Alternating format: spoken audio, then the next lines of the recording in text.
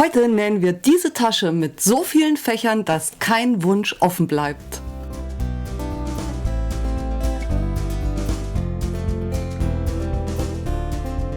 Willkommen auf meinem Kanal. Ich bin die Babs und auf diesem Kanal bekommst du gefährliches Halbwissen professionell vermittelt. Und heute möchte ich mit dir mein größtes Taschenprojekt bisher nähen. Die Tasche hat in sich so viele Taschen, dass man einfach alles unterbekommt, was man unterbekommen muss oder möchte. Es ist insane. Es war tatsächlich ein größeres Projekt für mich. Ich habe sehr lange drüber nachgedacht, wie man die einzelnen Schritte machen muss und habe mir das aufgeschrieben und auch immer wieder mal getauscht, damit am Schluss das auch alles zusammenpasst. Aber keine Sorge, ihr müsst da jetzt nicht drüber nachdenken. Ihr kriegt hier ja die Anleitung, wie es richtig ist. Das Schnittmuster zur Tasche gibt es natürlich auch im Online-Shop mit einer bebilderten Anleitung, wer sich das runterladen möchte.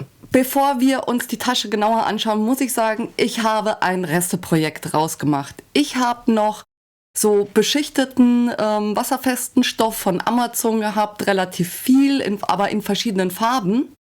Und habe da jetzt einfach alles aufgebraucht und habe Innen- und Außenleben der Tasche komplett mit diesem Stoff gemacht. Der ist relativ dick und fest, das muss aber so nicht. Also für außen sollte der Stoff schon Stand haben, da bietet sich ein Canvas an, eventuell mit einer Verstärkung. Und für innen kann das auch ein einfacher, normaler Baumwollstoff sein. Es geht, sie lässt sich mit zweimal sehr dickem Stoff nähen, aber wie gesagt, das muss nicht. Und weil ich schon darauf hingewiesen wurde, dass ich das nicht immer dazu sage, mache ich es jetzt auch. Der Stoff, den ich hier verwendet habe, der franzt nicht aus. Den kann man einfach schneiden und verarbeiten. Wenn du einen Canvas- oder Baumwollstoff benutzt, der ausfranst, musst du die Schnittteile natürlich einmal mit der Overlock oder einem Zickzackstich säumen. Und jetzt schauen wir uns das gute Stück mal an.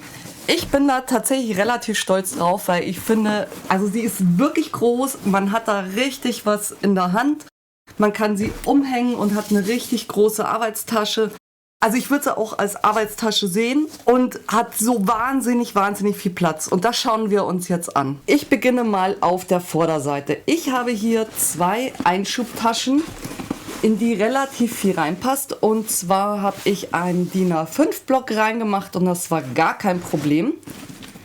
Dann habe ich hier 2 Reißverschlusstaschen, in denen auch nochmal richtig viel Platz ist. Dann habe ich auf jeder Seite eine Flaschentasche, links und rechts. Und auf der Rückseite auch nochmal eine Reißverschlusstasche.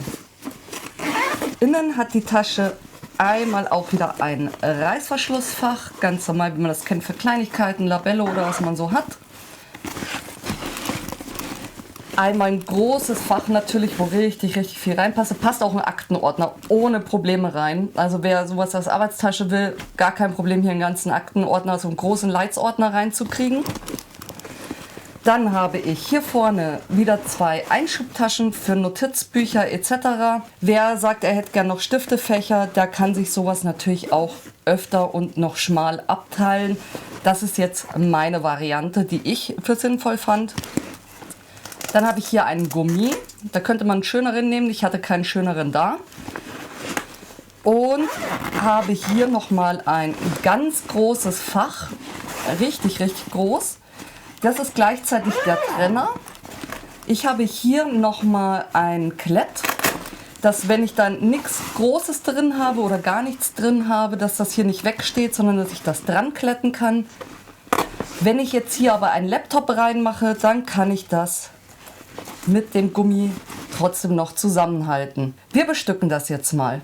Ich beginne mal hier hinten. Ich habe jetzt keinen Laptop hier, aber ich habe mein sehr großes Tablet hier. Und das legen wir hier einfach mal rein und dann kann ich das hiermit schön zusammenhalten.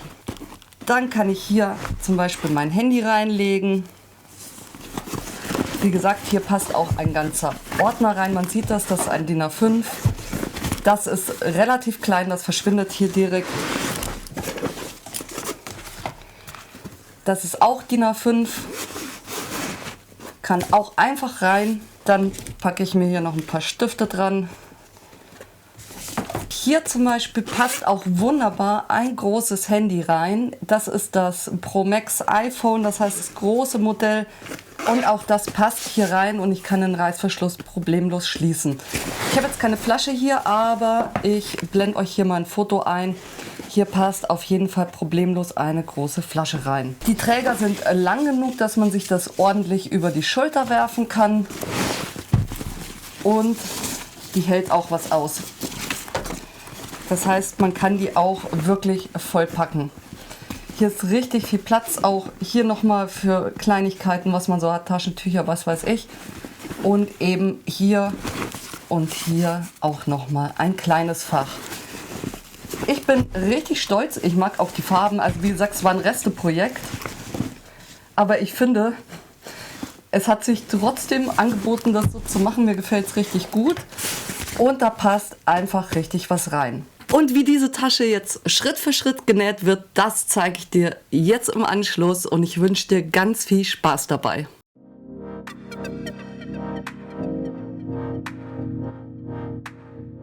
Das hier ist die Teileübersicht, die bekommst du auch beim Download. Da siehst du nochmal eine Übersicht, was du wovon brauchst. Und das sind jetzt schon alle Teile zugeschnitten. Außerdem brauchst du Klett. Einmal ein bisschen größeres Stück, einmal ein bisschen kleineres Stück.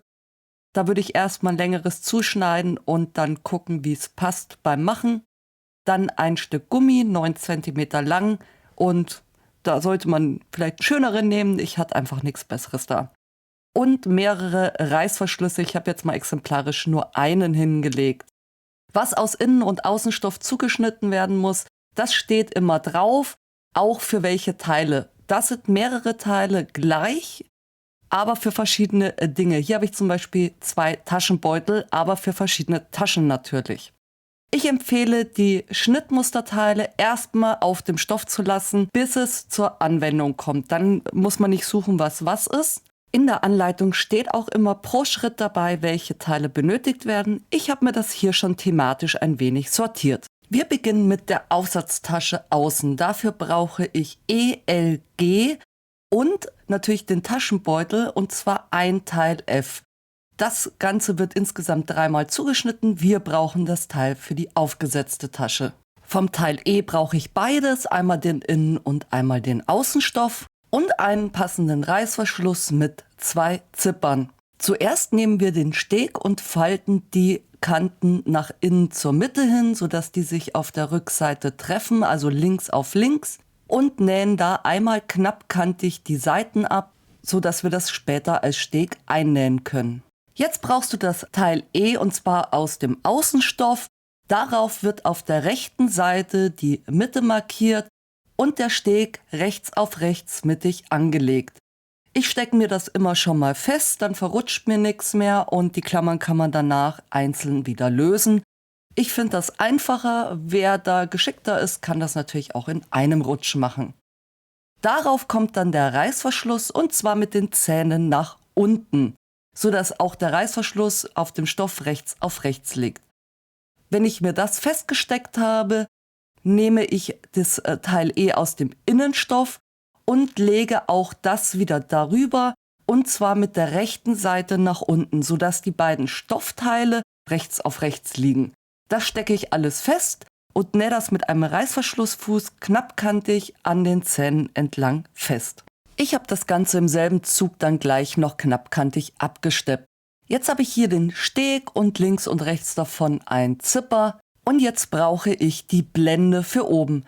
Dafür nehme ich das Außenteil und lege es auf der Seite, wo auch der Außenstoff ist, rechts auf rechts, also schöne Seite auf Zähne und stecke mir das fest. Der Steg schaut dabei über, das ist in Ordnung.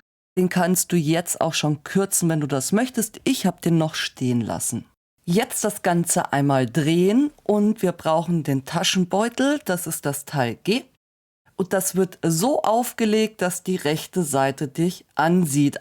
Das wird alles zusammengesteckt, sodass das oben schön bündig liegt und wieder mit einem Reißverschlussfuß festgenäht, einmal umgeklappt und knappkantig abgesteppt. Jetzt wird der Taschenbeutel nach oben gelegt, wie du das hier siehst. Die rohe Kante von der Blende wird jetzt 1 cm links auf links gebügelt, sodass die rohe Kante innen verschwindet. Und das wird dann knappkantig auf den Taschenbeutel gesteppt.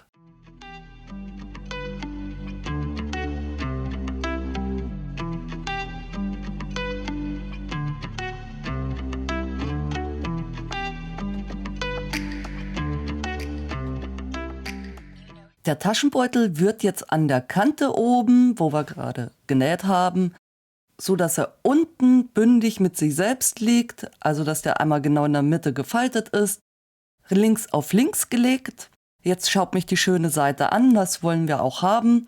Und dann wird das gebügelt oder in meinem Fall habe ich das mit so einem Roller ein bisschen ausgeformt.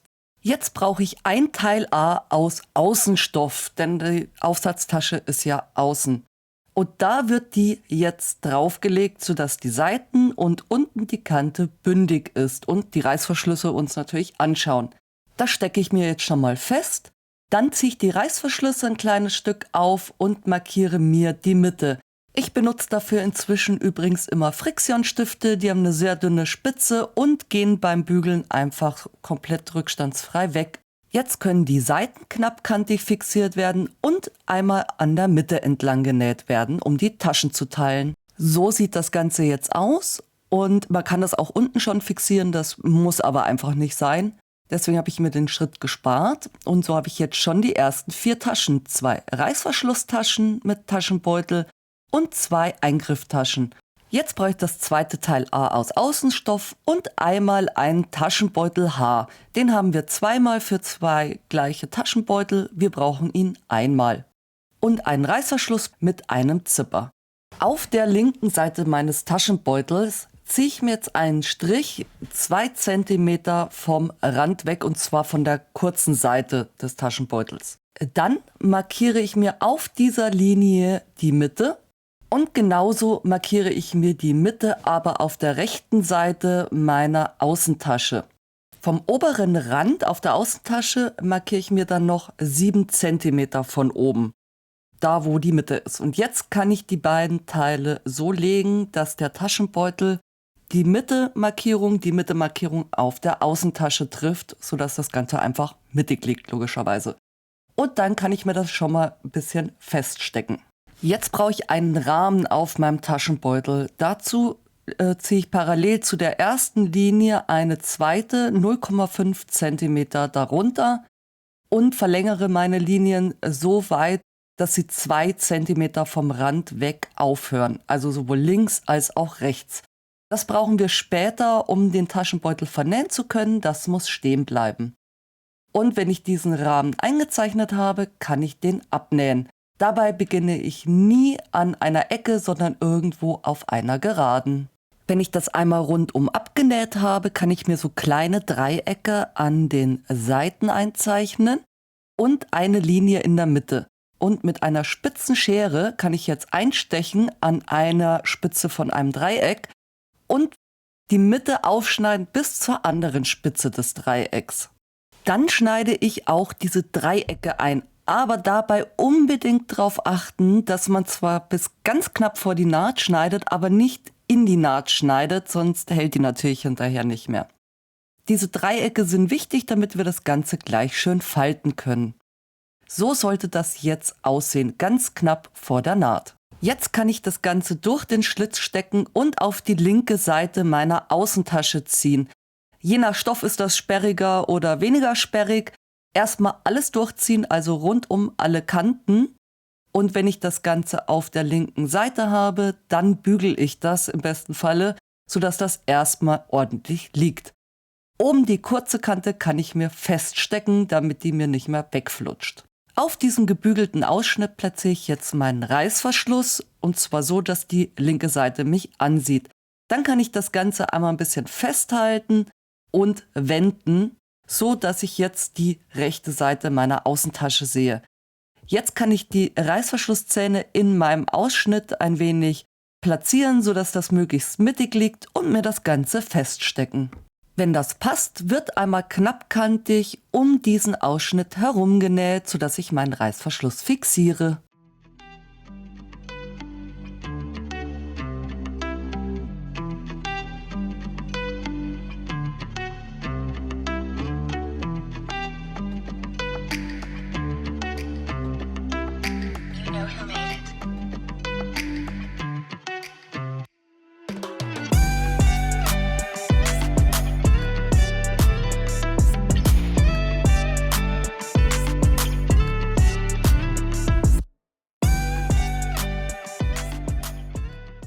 Der überstehende Reißverschluss kann dann weggekürzt werden.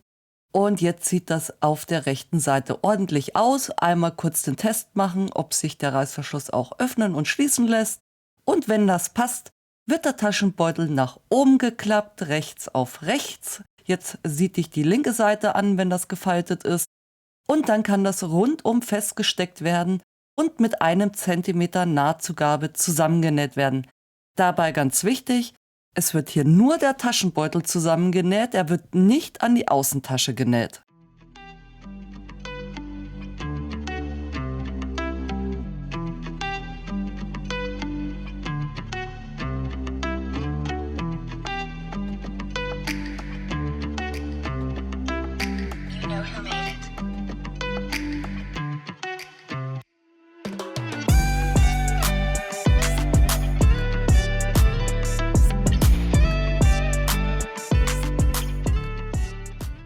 Dasselbe machen wir jetzt für ein Teil A aus Innenstoff mit dem zweiten Teil H und einem Reißverschluss in Innenstofffarbe. Als nächstes bereiten wir die Seitenteile vor. Dafür brauche ich die Flaschenteile D und die Seitenteile B, und zwar aus dem Außenstoff. Als erstes falte ich die Teile D der Länge nach links auf links, sodass die im Bruch liegen, und roller die oder bügel die je nach Stoff. Dann wird das auf das Teil B gelegt, sodass die beiden rohen Kanten unten liegen, und zwar bündig mit dem Seitenteil B. Das mache ich natürlich für beide Teile, stecke das fest und dann kann das knappkantig innerhalb der Nahtzugabe links und rechts festgenäht werden. Jetzt brauchen wir das verbliebene Teil A aus Innenstoff. Da markiere ich mir die Mitte und 10 cm vom Rand weg. Und dann schneide ich mir ein Stück Klett zu, ob das flauschige oder das klettige ist egal, von etwa 3 cm und platziere das mittig unterhalb meiner Markierung, also bei 10 cm vom Rand weg. Und das nähe ich dann fest. Jetzt brauche ich die verbliebenen beiden Teile F. Und 2 Klettverschlussteile, einmal das Gegenstück zu dem eben und einmal ein kleineres Stück Klett, das auf den Gummi passt. Zuerst markiere ich mir bei beiden Teilen die Mitte und einmal 1 cm vom Rand und einmal 4 cm vom Rand, jeweils auf der rechten Seite. Das größere Gegenstück zu dem vorher schon aufgenähten Klett kommt jetzt auf die Seite, auf der die Markierung 4 cm vom Rand weg ist. Und das kleinere Stück Klett kommt auf die 1 cm Markierung. Die beiden Kletts nähe ich dann fest. Dann brauchen wir das Teil mit dem kleineren Klett, der 1 cm weg ist, und das Teil I. Das Teil I wird jetzt an einer langen Kante 1 cm links auf links gelegt und die Kante umgebügelt. Wenn dein Stoff ausfranst, solltest du den an dieser Kante vorher säumen. Und das wird dann einmal festgenäht, sodass ich eine schöne Kante habe. Dann kann das Ganze links auf rechts, also dich sehen beide rechten Seiten an, auf das Teil mit dem Klett gelegt werden und festgesteckt. Dann wird das im Anschluss einmal an den Seiten fixiert und ich habe mir die Mitte markiert und es in der Mitte abgenäht. Wenn du eine andere Unterteilung sinnvoller für dich findest, zum Beispiel 3 Taschen oder so kleine Stiftetaschen, dann näh das für dich passend ab. Die Mitte ist hier nur ein Vorschlag von mir. Jetzt wird der Reißverschluss eingenäht, wenn die Taschen soweit fertig sind. Dazu lege ich den rechts auf ein Teil mit Klett, welches ist erstmal egal, und zwar natürlich auf der Klettseite oben. Nähe das fest, steppe das ab, wie immer, und genauso gehe ich mit der anderen Seite vor. Auch da rechts auf rechts, auch da die Klettseite zum Reißverschluss. Wer hier noch einen Innentaschenbeutel haben möchte, weil sein Stoff innen nicht schön ist, kann da natürlich auch mit 2 zusätzlichen Lagen Stoff arbeiten. Jetzt kann ich den Trenner, den ich eben genäht habe, und mein Teil A mit dem Klett verbinden. Wenn ich da alles richtig gemessen habe, sollte jetzt die Tasche schon ordentlich liegen, sodass der Klett aufeinander liegt und die Taschenkanten bündig liegen. Wenn nicht, sollte man jetzt hier nochmal den Klett auf dem Teil A abtrennen und das nochmal neu machen. Dann kann man das Ganze trotzdem noch ein bisschen feststecken, damit sich das nicht in sich dreht und die Seiten wieder innerhalb der Nahtzugabe abnähen, sodass die beiden Teile fixiert sind. So sollte das jetzt aussehen. Ich habe hier meine Laptop-Tasche hinten, die aber nicht rumbaumelt, wenn da nichts drin ist oder was Kleineres. Ich habe einen Trenner mit Reißverschluss. Wie gesagt, wer die Klettnähte nicht sehen möchte und das innen schöner haben will, kann da natürlich zusätzlichen Stoff benutzen. Jetzt brauche ich den Gummi und wie gesagt, da sollte man schönere nehmen. Und wir haben noch ein Gegenstück von dem kleineren Klett. Das wird jetzt auf ein Ende aufgenäht, so dass ich das später an meinem Trenner fixieren kann. Und da klette ich den jetzt auch fest, dann ist er direkt mittig und lege oben die Kante bündig, so dass sich der Gummi ein wenig wölbt. Wer das nicht möchte, kann den auch kürzer machen, aber so passt da richtig viel rein in die Tasche. Den Gummi fixieren wir knappkantig mit einer Naht. So sollte das jetzt aussehen. Jetzt können wir uns schon um die Träger kümmern. Da werden die langen Kanten 1 cm auf die linke Seite gebügelt und dann aufeinander gefaltet, auch der Länge nach, so dass sich ein schmaler Träger ergibt. Und den kann ich jetzt einmal fixieren, natürlich mit Klammern oder Nadeln und dann rundum knappkantig absteppen. Die Träger werden jetzt auch angenäht. Dazu messe ich auf meinen Außenteilen, auf den Teilen A, 9 cm links und rechts vom Rand und mache mir da eine Markierung auf beiden Teilen. Dann messe ich nochmal 5 cm vom oberen Rand, dort wo ich jetzt schon auf der Höhe, wo ich meine Markierung gerade gesetzt habe. Das ist nämlich jetzt unsere Begrenzung für die Träger. Jetzt werden die Träger einmal so etwa 2 cm nach innen gefaltet und auf die Markierungen gelegt. Das stecke ich mir fest und dann muss ich darauf achten, dass der Träger jetzt nicht verdreht ist und mache dasselbe mit der anderen Seite und das natürlich auf beiden Taschenteilen. Und das wird jetzt angenäht mit einem Viereck und einem X und das schauen wir uns an der Maschine an.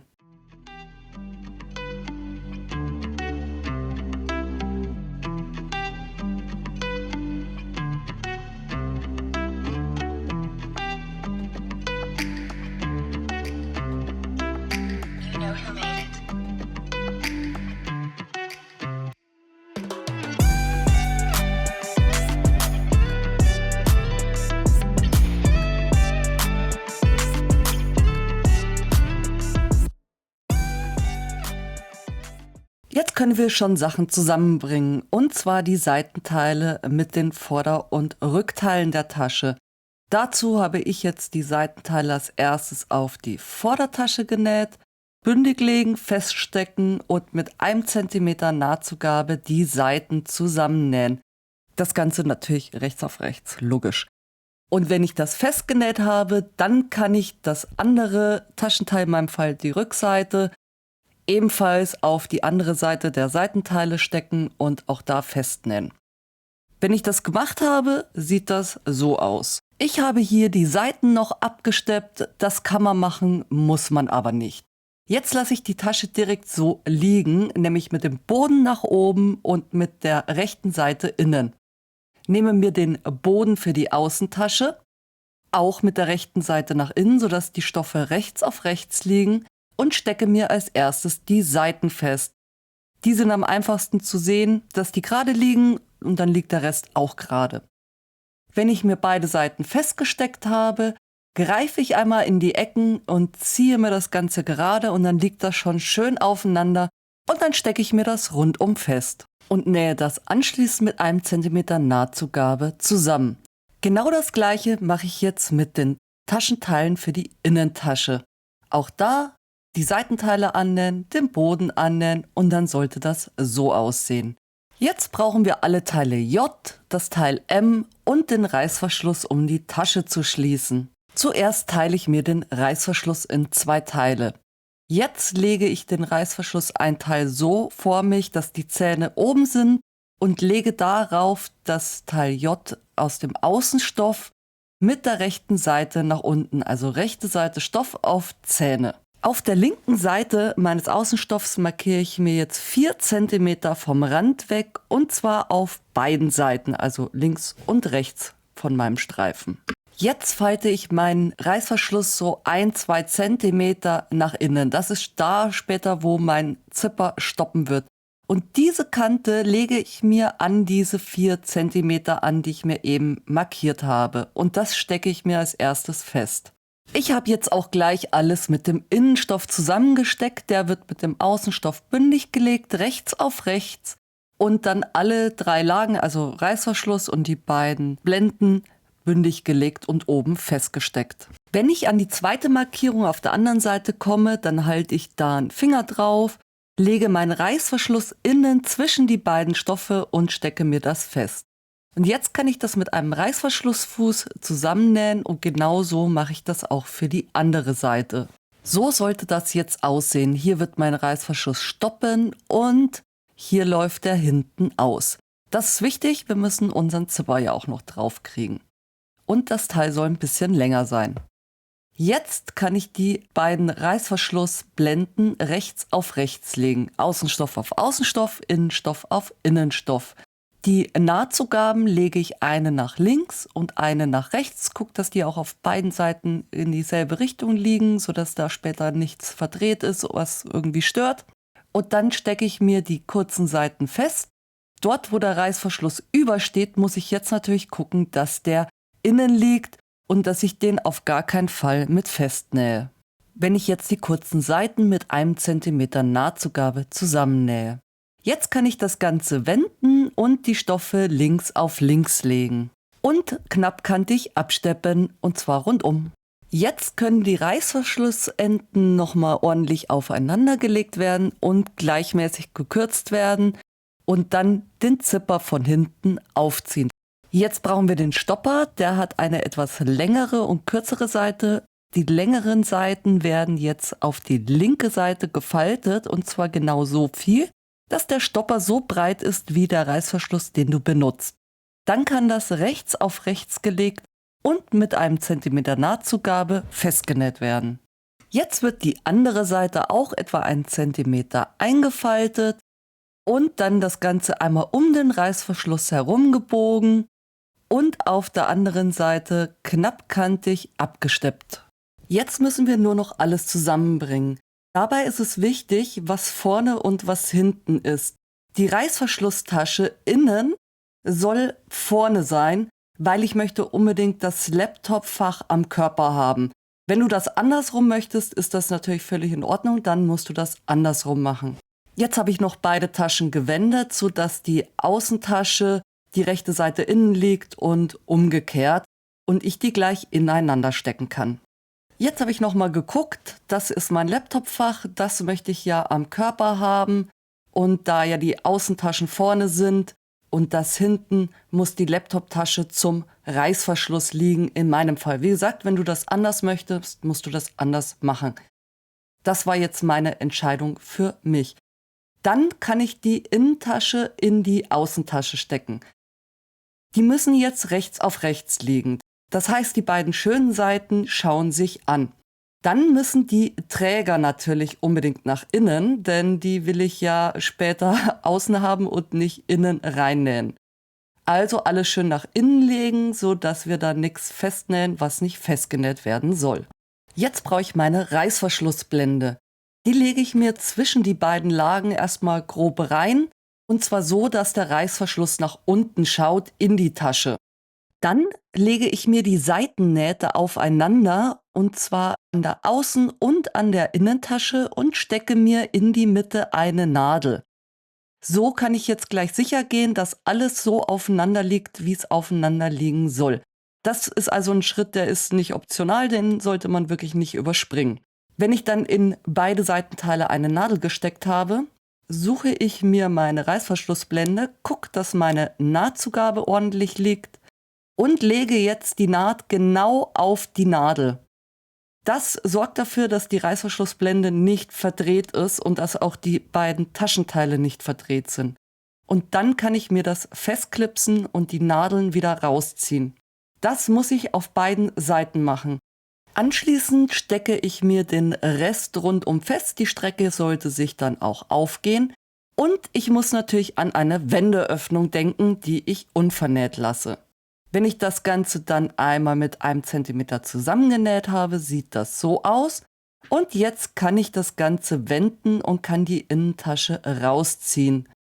Jetzt kannst du durch die Wendeöffnung in die Außentasche greifen und da die Ecken richtig schön ausformen. Gerade da, wo die Flaschentasche angenäht ist, ist das Ganze ein bisschen dicker. Da sollte man gucken, dass man das wirklich schön ausformt, damit das später ordentlich aussieht. Das ist einfacher, wenn man das für jede Tasche einzeln macht und deshalb jetzt hier in die Wendeöffnung greift. Wenn ich das gemacht habe, kann ich meine Innentasche in die Außentasche stecken und auch da forme ich dann den Taschenboden als erstes aus und dann lege ich mir oben den Rand ordentlich.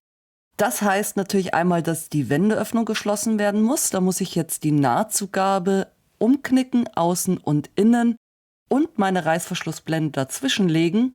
Das Ganze einmal feststecken, knappkantig absteppen und die Wendeöffnung dabei schließen. Und das gute Stück ist fertig. Ich habe hier 2 große Einstecktaschen, in die DIN A5 Blöcke passen, 2 große Fächer, in die problemlos zum Beispiel ein großes Handy passt, 2 Flaschentaschen, damit man auf gar keinen Fall dehydriert, auch wenn man länger unterwegs ist. Hinten ein kleines Fach, innen ein kleines Fach. Das große Laptop-Fach, das nochmal extra gesichert ist, falls nichts drin ist. Finde ich mega praktisch so. Ein großes Trennerfach mit eben auch nochmal einem Reißverschluss. Nochmal 2 Einstecktaschen, ein kleines Fach für Labello etc. Und das große Hauptfach natürlich. So, das waren die Schritte. Es sind ein paar mehr. Ich würde hier auf jeden Fall empfehlen, dass man mit Taschennähen und verschiedenen Nähtechniken schon ein bisschen Ahnung hat. Es sind relativ viele Reißverschlüsse, die eingenäht werden. Es ist doch sehr viel und am Schluss wird der Stoff doch dicker an der einen oder anderen Stelle. Ich würde hier wirklich empfehlen, dass man ein wenig Erfahrung hat.